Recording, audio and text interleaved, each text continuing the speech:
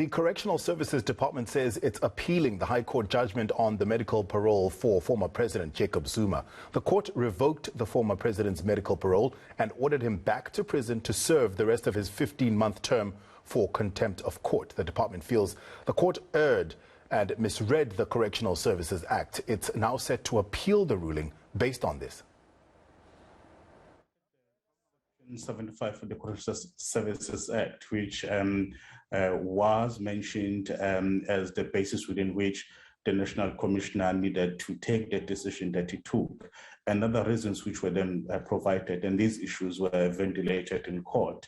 And you then read the judgment. As a department, we felt that there was misinterpretation somewhere, and we have the opinion that perhaps a different court may arrive at a different conclusion, but we wouldn't want to go into detail on that.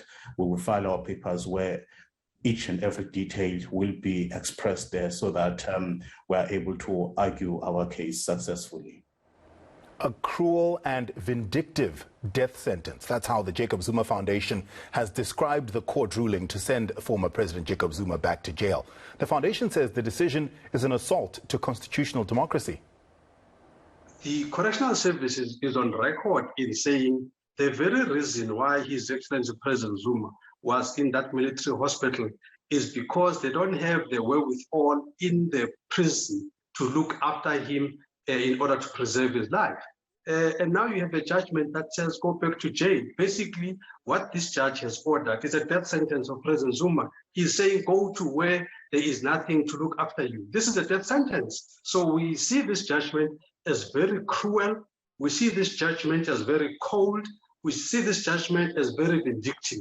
So we are very dismayed about this, but we are not surprised, as it were, because indeed the North Gauteng High Court, it looks like there's an executive decision there that anything involving President Zuma, he must lose.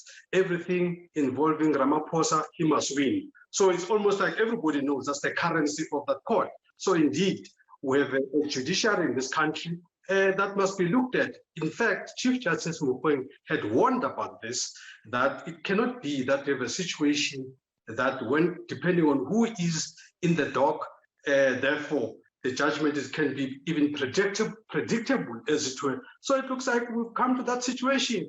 South Africa is very fast sliding into a banana republic. Yes, so this is it's a great concern, and in fact, it's an assault to the constitutional democracy. To discuss this further, we're joined now by legal expert Pooja Dela Cron, a partner at Weber Wenzel. Pooja, thank you so much for your time. We appreciate it. So, Correctional Services and President Jacob Zuma's lawyers have begun the process of appeal. In your opinion, just how sound is this judgment? Thanks very much, Tafuma. Thank you for having me. The judgment is a very powerful one. It systematically deals with the legislative provisions which govern the awarding or the granting of medical parole. It deals with the reasons that were provided by the decision maker, being the National Commissioner, Mr. Arthur Fraser, and it unpacks the reasons that were given via the lens of the legislative provisions.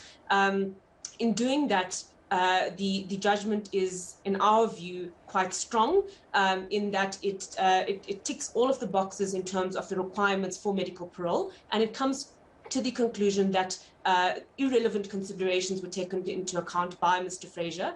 Mr. Fraser erred in his interpretation of the legislation, and for those and other reasons, the court rejected the application for medical parole and overturned, reviewed and set aside the decision of the National Commissioner. What about the assertion, Pooja, that the Correctional Services Act was misread or misinterpreted by the judge? It's an interesting argument, and I suppose it's one that has to be made by the former president and the National Commissioner. The provisions of the Act are quite straightforward.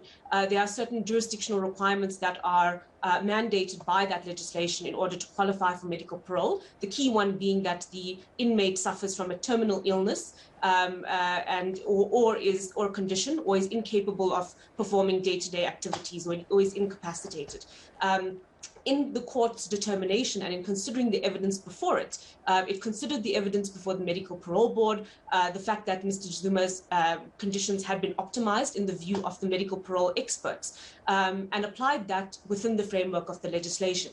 In our view, it is not clear on what basis the court erred in making its determination, but we'll have to see how that is viewed in the need to appeal.